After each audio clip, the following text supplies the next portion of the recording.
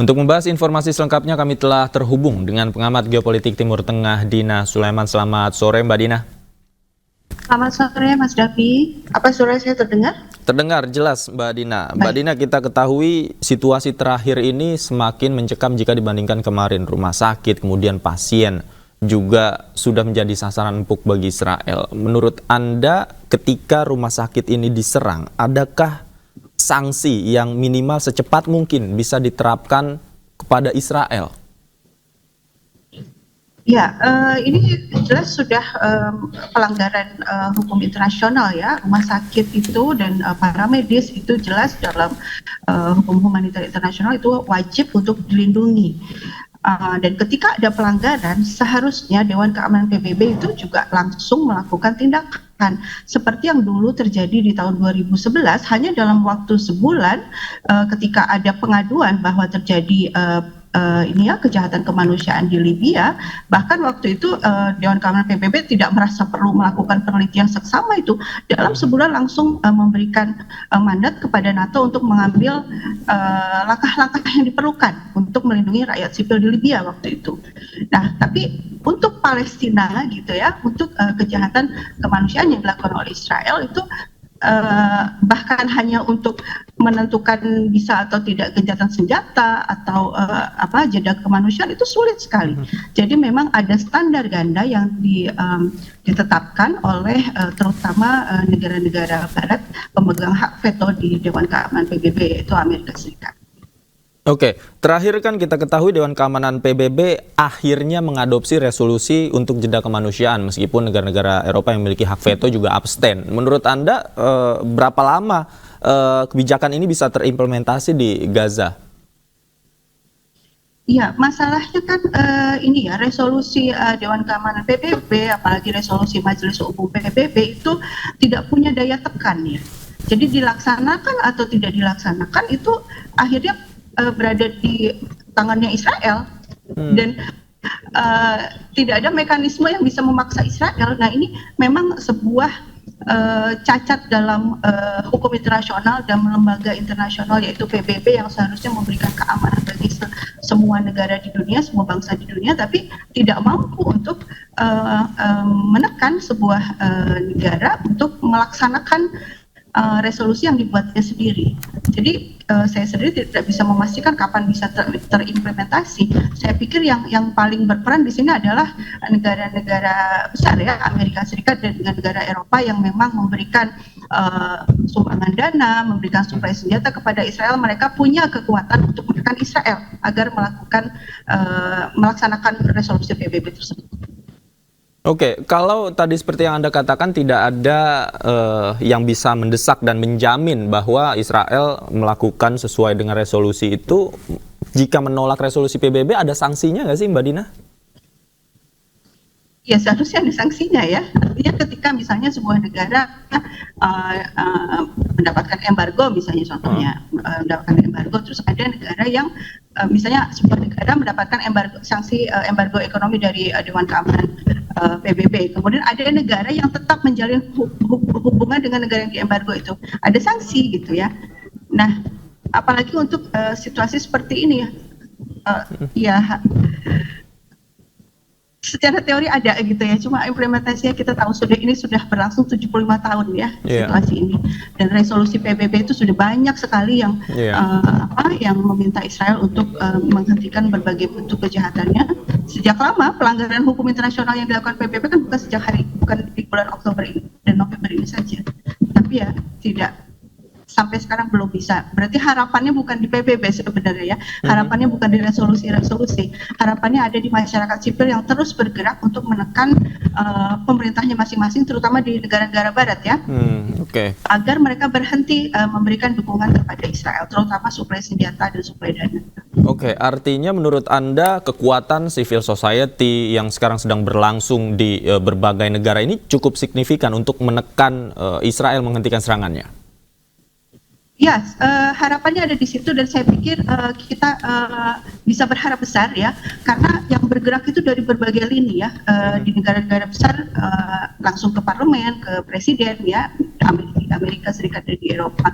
Tapi juga misalnya di kalangan buruh misalnya, itu mereka juga bergerak, misalnya menyetop kapal yang akan membawa senjata ke Israel. Mereka menolak untuk unload ya, untuk mengeluarkan senjata dari kapal-kapal yang mereka tahu bahwa itu akan dikirim ke Israel. Dan lalu ada gerakan-gerakan yang ini ya betul-betul menyasar perusahaan-perusahaan senjata di Amerika Serikat dan juga di Inggris yang mereka tahu itu adalah untuk diproduksi untuk Israel.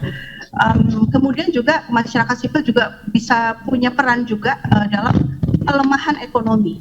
Ya, ketika ekonomi rezim Zionis lemah, tentu tidak bisa melanjutkan perang kan gitu ya, karena perang itu sangat mahal dan butuh biaya besar. Berarti kita juga masyarakat sipil punya peran gimana caranya supaya ekonominya diperlemah dan akhirnya rezim Zionis tidak punya pilihan selain menghentikan perang. Oke, pelemahan ekonomi dalam hal sederhana yang Anda maksudkan dengan memboikot itu bisa berpengaruh? Ya, saya pikir itu sangat efektif dan pernah berhasil ya di tahun 90-an ketika di Afrika Selatan kan dulu ada rezim apartheid ya, yang mendiskriminasi kelompok kulit hitam. Waktu itu seluruh dunia kompak gitu ya memboikot rezim apartheid, lalu secara ekonomi akhirnya menjadi sangat sulit dan akhirnya rezimnya runtuh dan berdiri pemerintahan baru yang menghormati hak asasi manusia, menghormati demokrasi.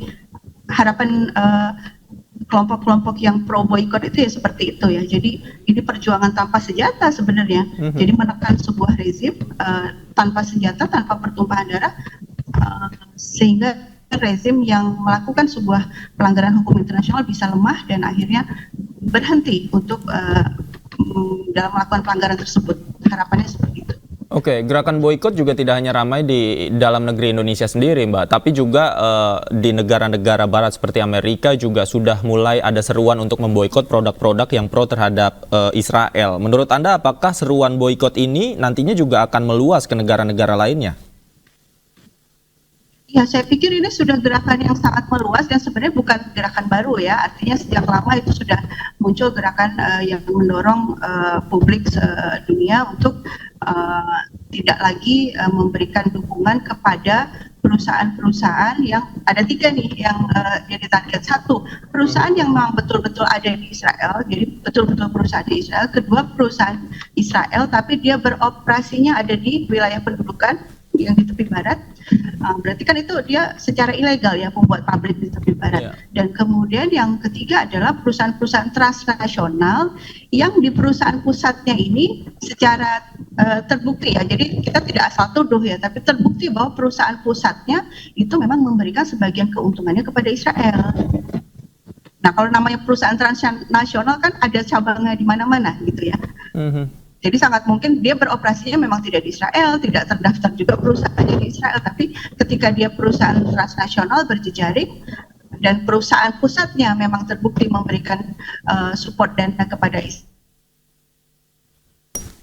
Israel, nah itu juga termasuk dalam ini ya produk yang perlu diboikot. Dan perlu diingat ini bukan untuk selama-lamanya ya. Ketika akhirnya memang perang berhenti, terus terbentuk sebuah pemerintahan baru di atas tanah itu yang menghormati hak semua orang, yang menegakkan hukum internasional, ya kita akan bekerja sama lagi dengan berbagai perusahaan tersebut gitu kan. Oke, Mbak Dina, kemudian kita tahu di sosial media Israel juga sering sekali mempropaganda publik begitu dengan video-video yang tidak bisa dipertanggungjawabkan, kemudian video hoax tersebar luas yang mereka upload sendiri. Menurut Anda apa yang bisa dilakukan untuk menangkal atau mengcounter video-video propaganda dari Israel? Ya, sebenarnya kalau ini ya di Twitter ya, saya aktif di Twitter itu hanya dalam beberapa menit setelah akun resmi Israel, akun resmi militer Israel mengupload sesuatu gitu, itu langsung mereka langsung mendeteksi, loh ini ada kejanggalan di sini, di sini. Misalnya contohnya yang baru-baru kemarin mereka mengaku menemukan senjata Hamas di belakang mesin MRI. Dari situ saja sudah sangat janggal. Ada apa menyimpan senjata di belakang mesin MRI? MRI itu magnetic resonance imaging ya, kalau nggak salah ya. Pokoknya nggak boleh ada logam di situ. Dari semua tempat di rumah sakit ada apa naruh senjata di situ gitu ya. Terus juga ada beberapa kejanggalan yang terdeteksi dari video yang disebarkan sendiri oleh militer Israel. Nah itu dengan cepat sebenarnya netizen sedunia itu langsung bersama-sama memberikan bantahan-bantahan. Nah, yang perlu dilakukan oleh publik Indonesia mungkin ya, kalau tidak ada akses kepada sumber-sumber yang berbahasa Inggris ya, saya menyarankan tunggu dulu gitu ya. Jadi jangan langsung sedikit-sedikit langsung share, enggak, tunggu dulu. Karena pada akhirnya terbukti juga ya ada banyak hal yang ternyata hoax gitu. Misalnya yang sebenarnya sudah terungkap sejak tanggal 21 Oktober sebenarnya, yang masalah festival musik itu ya. Kan itu ternyata diakui sendiri oleh militer Israel, itu yang membombardir atau yang menembak peserta konser itu adalah heli Apache-nya Israel sendiri. Kenapa kok mereka menembak? Karena dari atas mereka tidak bisa memastikan mana yang Hamas, mana yang orang Israelnya. Sementara instruksinya adalah tembak. Jadi mereka menembak tanpa tahu apa yang sebenarnya terjadi. Ya ini pengakuan para pilotnya, sehingga ratusan orang tewas dalam kejadian tersebut. Dan ini udah media Israel sendiri yang meliput, yang mengakui. Tapi kan ini nggak sampai ya gitu ya. Maksudnya itu beritanya itu dalam bahasa Hebrew. Memang ada yang menerjemahkan, tapi saya pikir persebarannya jauh lebih sedikit dibanding persebaran berita-berita yang sebelumnya sudah disebarkan bahwa ini semuanya ini yang membantu adalah para pejuang Palestina dan lain-lain. Nah, kalau untuk orang Indonesia saya pikir bukan hanya terkait dengan masalah Palestina, dalam semua isu kita juga perlu berhati-hati dalam menerima informasi, jangan langsung asal share. Jadi saring dulu atau tunggu dulu, siapa tahu beberapa waktu ke depan nanti ada klarifikasinya. Oke. Mbak Dina, informasi terbaru juga katanya Yordania ini menyetop kerjasama energi dengan Israel. Apakah ini ke depannya akan berdampak signifikan? Ya, pada akhirnya kan tadi sudah saya bilang kita berharap pada kekuatan masyarakat sipil. Nah, pemerintah Jordania, kerajaan Jordania ini memang sejak lama memang berbaik-baik dengan Israel gitu kan. Tapi kan ada tekanan dari dalam negeri kan gitu ya, ada tekanan dari masyarakat Jordania sendiri, karena itu biar bagaimanapun mereka satu ras ya, sama-sama Arab kan gitu, bertetangga pula. Nah, ketika tekanan dari dalam negeri semakin kuat, pada akhirnya memang negara-negara, saya berharap negara-negara Arab yang di sekitar Palestina ini akan bersikap rasional, termasuk ini menurut saya ini perkembangan yang menunjukkan mulai bersikap rasionalnya Jordan, mulai mendengar seruan dari masyarakat sipilnya, sehingga menghentikan rencana kerjasama yang sebenarnya sudah dipersiapkan jauh-jauh hari ya, tapi ketika sekarang mengatakan di stop, digagalkan perjanjiannya, yaitu ada kemajuan ya. Tentu kita berharap jauh lebih besar lagi tindakannya gitu ya. Yang paling berperan kan sebenarnya misalnya suplai minyak ya. Kalau misalnya negara-negara penghasil minyak di Timur Tengah kompak menghentikan suplai minyak ke Israel, itu dalam waktu singkat itu terpaksa berhenti perang kan. Kalau tanpa BBM mana mungkin bisa berlanjut perang ya kan itu. Masalahnya sampai sekarang juga negara-negara Arab masih belum punya keberanian ya untuk melakukan langkah yang betul-betul konkret dalam membela Palestina. Oke, artinya kalau dari sisi hitung-hitungan sebenarnya dari perang yang beberapa waktu sudah terjadi seperti ini, Israel juga mengalami kerugian yang cukup besar ya Mbak Dina? Ya, rugi sekali ya. Jadi misalnya nih ya, jadi mungkin tidak banyak terberitakan, tapi kalau kita mengikuti channel-channel Telegram yang yang memang disebarluaskan oleh media media kelompok-kelompok perlawanan Palestina itu selalu dilaporkan perkembangan dari hari ke hari. Dalam sehari misalnya itu ada 20 tank Merkavanya Israel yang hancur. 20 itu kali $3,5 juta kan, satunya $3,5 juta, berarti sudah $70 juta dalam sehari. Ya, sementara Palestina menghancurkan tank itu dengan senjata buatan lokal kan, dan harganya paling $300. Ya jelas buat Israel tuh kerugian besar, belum logistik untuk ininya, untuk pasukan. Lalu bom yang dijatuhkan itu kan dari Amerika Serikat ya, produksi Amerika Serikat itu saya tidak tahu berapa harga bomnya per unit, tapi pastilah sangat mahal, dan lain-lain bahan bakar jet tempur dan lain pasti mahal sekali. Jadi pilarnya di ekonomi. Kalau kita bisa meruntuhkan pilar ekonominya ini, ya mereka nggak ada pilihan lain selain untuk menghentikan perang. Baik, baik. Mbak Dina, singkat saja, tapi menurut Anda apakah langkah Yordania ini memungkinkan untuk diikuti negara-negara Arab yang lain?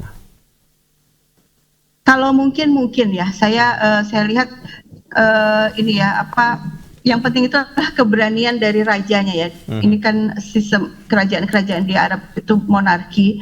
Jadi seandainya rajanya berani untuk melakukan perlawanan, saya pikir kita bisa berharap sangat banyak bahwa Israel bisa ditekan. Karena mereka punya sebenarnya power di bidang ekonomi gitu ya.